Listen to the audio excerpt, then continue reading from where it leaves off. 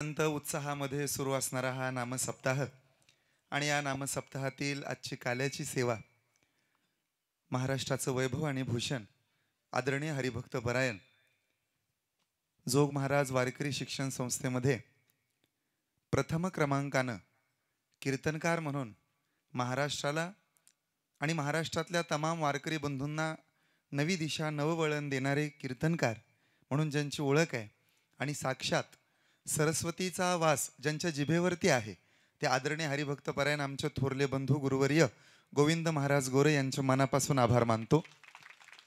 गोविंद महाराजांबद्दल काय बोलावं, महाराज बोलतात, आम्ही ऐकत राहतो. आम्हा तमाम तरुण कीर्तनकारांना अनंत अडचणी असतात, हे अक्षय महाराजांना कल्पना आहे. आता अभिमानाची गोष्ट म्हणजे गोविंद महाराज संस्थेमध्ये असतात, आम्ही आळंदीमध्ये जातो, हाक मारली की महाराज उभे राहतात. मगाशी तुम्ही म्हणत होता गोविंदाचं मुख पाहिलं की दुःख निघून जातं, तसं आम्हालाही आनंद होतो तुमच्याकडे पाहिलं की आमचं कुणीतरी तिथं आहे, माझं आहे कुणीतरी. हक्कानं कधी हाक मारावी, महाराजांनी उभा राहावं. संत श्री ज्ञानेश्वर महाराज विश्वस्त कमिटीमध्ये सुद्धा महाराज काहीच दिवसात विराजमान होत आहेत आणि त्याच्यासाठी आमच्या सर्व नातेपुतेकरांकडून, माळशिरस तालुक्याकडून आणि बोराटी वस्तीकडून, पंचकृषीकडून एकदा टाळ्या वाजवून महाराजांसाठी शुभेच्छा देऊया. आज महाराज आपल्या इथं आले म्हणजे साक्षात ज्ञानोबराय आलेत. ज्ञानोबरायांचं दर्शन घेतल्याशिवाय ज्या माणसाच्या दिवसाची सुरुवात होत नाही ना, ते गोविंद महाराज आहेत. दररोज दररोज दर्शन आणि मग कुठे असेल तो प्रवास. महाराजांच्या मनापासून आभार मानतो. महाराजांना घाबरत घाबरत फोन केला होता याच्यासाठी. महाराजांचा अधिकार खूप मोठा आहे. मी अगदी 2 मिनटं तुमची घेतो. महाराजांचा अधिकार एवढा मोठा आहे, तुम्हाला आता जी टॉकीज माहीत आहे, तुम्हाला गजर कीर्तनाचं माहीत आहे, पण जी टॉकीजला मनमंदिरा कुणामुळं माहिती झाला असेल तर ते गोविंद महाराज गोरेंमुळं माहिती झाले, हे माहीत असावं तुम्हाला. अनंत वारकऱ्यांच्यामध्ये अनेक समस्या उद्भवतात आणि मग आम्हाला प्रश्न पडतो की आता हे मिटवायला कोण येणार, कोण पुढे येणार. महाराज सक्षम असतात. मी आहे ना, मला सांगा काय असतील त्या अडचणी आपण सोडवूया. एवढं खंबीर नेतृत्व आमच्या पाठीमागं आहे आणि फार आनंद वाटला. महाराजांनी होकार दिला, महाराज आले. मला वाटतं नातेपुते नगरीमध्ये माळशिरस तालुक्यात पहिलं कीर्तन आहे महाराजांचं. हे माळशिरसकर लक्षात राहू द्या. एवढे मोठे मोठे कीर्तनकार महाराष्ट्रात आहेत आणि इतके सुंदर कीर्तन करणारे, अतिशय सुंदर कीर्तन. आमच्या विनंतीला मान देऊन आदरणीय हरिभक्त परायण सोमनाथ महाराज साठी उपस्थित राहिले. मुळशीरत्न म्हणतात माझ्या सोमनाथ दादाला. फार मोठा संघर्ष सोमनाथ दादानं केला. अक्षय दादा, एकच उदाहरण सांगतो, तुम्हाला सर्वांना कल्पना नसेल आपल्या परिसराला. मागच्या 3 वर्षापूर्वी ओपन हार्ट सर्जरी झाली. फार त्रास. काय असतं, संकट येत राहतात, पण संप्रदाय शिकवतो त्यातनं पुढं जायचं.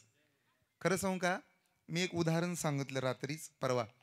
काजवा चमकत होता आणि चमकणाऱ्या काजव्याचा पाठलाग साप करत होता. काजवा त्याच्या धुंदीत चमकत होता, साप त्याच्या मागं मागं मागं मागं येत होता. सोमनाथ दादा, काजवा थांबला मध्येच. काय वाटलं त्याला कुणास ठाऊक, काजवा खाली उतरला आणि त्या सापाला गप्पा मारू लागला. थांब म्हणे, मला गिळायचं तर गिळ, पण माझ्या एका प्रश्नाचं उत्तर दे. मी तुझ्या कधी वाटेवर नाही, कधी तुझ्या वाकड्यात नाही, कधी तुझ्या पुढं नाही, कधी तुला माझ्याकडून कसला त्रास नाही, तुझी माझी ओळखही नाही. बरं, तुझ्या पंक्तीतलाही मी नाही, माझ्या पंक्तीतला तू नाही, माझ्या धुंदीत मी चमकतोय ना, मग माझ्या मागं का लागलाय रे? त्या सापानं उत्तर दिलं, तू चमकतोय म्हणून तुझ्या मागं लागलोय. ज्या दिवशी आपण चमकायचे बंद होऊ ना आबा, ज्या दिवशी आपण सोमनाथ दादा, कृष्ण दादा, आसाराम महाराज, आपण ज्या दिवशी चमकायचे बंद होऊ ना, त्या दिवशी साप काय, गावातली उंदरं सुद्धा आपल्या मागं लागणार नाही. ते ध्यानात राहू दे. चमकतोय ना, मागं लागणार आपल्या, त्याला नाही इलाज आहे, पण धुंदीत चमकत राहायचं. आणि त्यामुळं अनंत आशीर्वाद माझ्या सोमनाथ दादाला मिळाले. वारकरी संप्रदाय एकत्र आला. सोमनाथ दादाला मृत्यूच्या दारेतनं आम्ही बाहेर काढलं. आज माझा दादा सातारकरांची आठवण करून देत होता गाताना. अजून काय पाहिजे. ध्यानात राहू द्या, कीर्तनकार किती मोठा असतो. एकच वाक्य सांगतो, कीर्तनकार किती मोठा असतो. गोविंद महाराज, एखाद्या कीर्तनकाराच्या जाण्यानंतर जर देशाचा पंतप्रधान आपल्या भाषणातनं सगळ्यात आधी त्या कीर्तनकाराला भावपूर्ण श्रद्धांजली वाहत असेल तर तो कीर्तनकार किती मोठा असतो हे लक्षात राहू द्या. बरीच माणसं म्हणतात कीर्तनकार असा किती मोठा आहे. आम्हाला स्वाभिमान आहे, अभिमान आहे. अक्षय महाराज भोसलेंच्या रूपानं सन्माननीय एकनाथरावजी शिंदे साहेबांच्या मुख्यमंत्र्याच्या खुर्चीला खुर्ची लावून बसण्याचं सौभाग्य आमच्या वारकरी संप्रदायाला मिळालंय. अक्षय महाराज, तुम्ही खुर्चीला खुर्ची लावून बसता, आम्ही सहज फोन लावतो, आमचं मुख्यमंत्र्यांकडे काम आहे, महाराज आम्हाला आव्हान देतात म्हणून तो झोळा पसरला होता. आता मी खरं सांगतो, एक अतिशय उंची कीर्तनकाराला लाभले आहे ना, ते संप्रदायामुळे जास्त वेळ घेत नाही. सगळ्यांचेच आभार.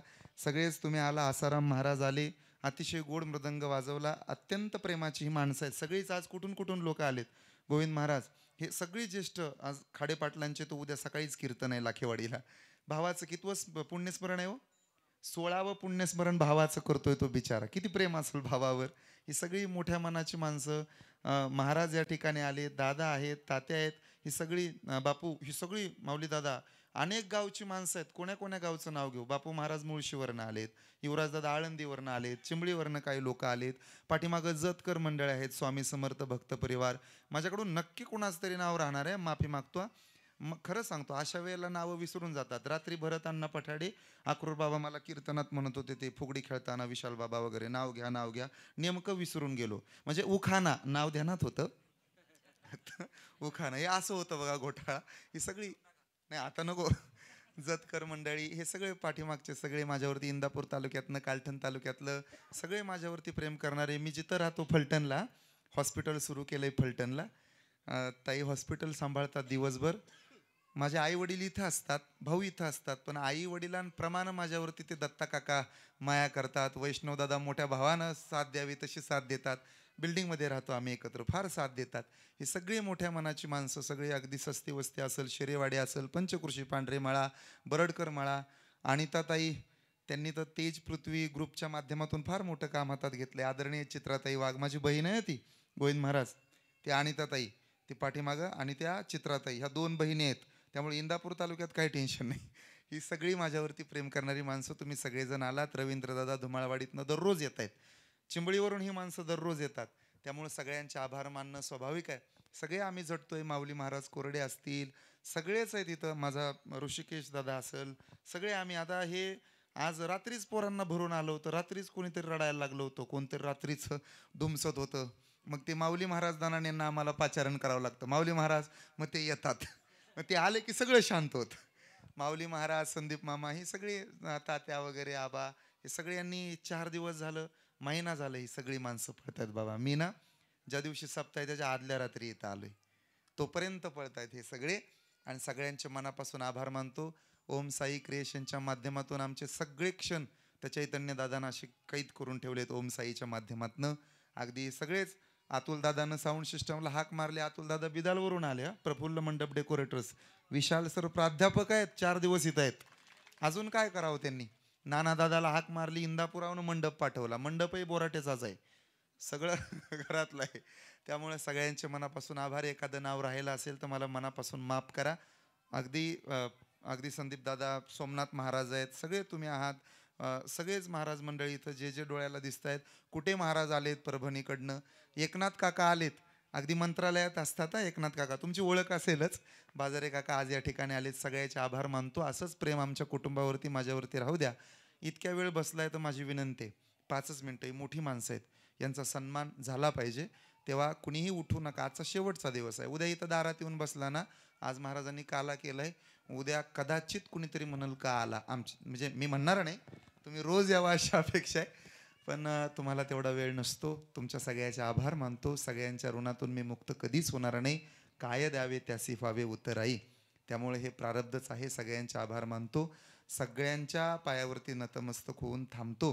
जे गुणवंत MPSC UPSC मधले विद्यार्थी आहेत, आज अधिकारी आलेत, कोणी PSI आहे, कोणी अगदी PI आहेत, सगळ्यांचे आभार. आमच्या नातेपुते नगरीला लाभलेले एक अनमोल रत्न, अगदी माधव खांडेकर साहेब CO आहेत, माऊली पाटील साहेब आहेत, अतुल बापू आहेत. अतुल बापूंना हाक मारली, बापू भांडी लागतात. बापू म्हणले घेऊन जा, काय अडचण नाही. पलंगे साहेब आहेत, अगदी वकील साहेब आहेत इथं पाठीमागं बसलेले. सगळ्यांचे आभार मानतो. आणि पायावरती नतमस्तक होऊन पुन्हा एकदा एकच विनंती करायची, दरवर्षी करायचं का हे? हा, हो तरी म्हणा, नाही तर नाही तरी म्हणा. करायचं का हे? आवाज येऊ द्या ना. मग असा आवाज तुमचा जर दबत असेल तर कसं करावं? मग मला वाटेल आपलं नारळावर गेलेलं बरं. करायचं का हे? असाच आवाज राहू द्या, अशीच साथ राहू द्या. सकाळी भरणे मामा आले होते. आपल्या मनात ज्या गोष्टी नसतात त्या आपसूक तो कृष्ण करून घेतो. मामा म्हणले होते 11 वाजता येणार. काय वाटलं असेल त्यांना, 8 वाजता फोन केला. मी नदीवर आलोय, पुलावर, सगळ्यांना फोन करा आणि घ्या बोलवून. म्हणलं आता शक्यच नाही. ते म्हणले कसं काय? मी म्हणलं माझीच आंघोळ नाही अजून. ते म्हणले तुम्ही महाराज आहे ना? मग असलो तरी 4ला झोपलोय म्हणलं. मग मामा इथं आले, मग सगळे आम्ही दिंडीत. मामाने टाळ घेतला, पावलं खेळत खेळत नाही म्हणले आम्हाला नाचायचे. नाचत नाचत मंदिरात गेलो आम्ही, दर्शन घेतलं आणि मग इथंपर्यंत आलो. सगळेजण सगळ्यांनी सहकार्य खूप केले. कोणाचे ना हे जेवायला वाढणारी व्यवस्था, पळपळ पळतायत, पायाला पाय नाही पोरांच्या, अगदी गाड्या लावण्याचं ते सुनील दादापासून सगळं व्यवस्थापन चालू आहे. उद्धव बापू दररोज येत आहेत, अमित दादा माझा दररोज येतोय, प्रशांत पाहुण्यांचं सहकार्य आहे, सगळ्यांचं सहकार्य आहे. एकाचं नाव घेतलं तर कोणी रागाला जाऊ नका, अगदी मनापासून माफीने एक करायचंय. मी तुमच्याकडे येतो, आजपर्यंत तुम्ही कधी मला विनमुख येऊ दिलं नाही. विनमुख म्हणजे सत्कार, माझा समारंभ तुम्ही करता. त्यामुळे आता माझी एकच विनंती आहे की इथं आलाय ना कृष्णाचा प्रसाद म्हणून, कोणीच विनमुख जायचं नाही. आपला सत्कार स्वीकारल्याशिवाय जायचं नाही. मी दिवसभर आहे आणि सगळेच आपण आनंद घ्यायचा आहे. त्यामुळे कुणी इकडं तिकडं जाऊ नका. अगदी सगळ्यांना विनंती करतो. अजित महाराजांच्या हातामध्ये पुढची सूत्र देतो. धन्यवाद. रामकृष्ण हरी.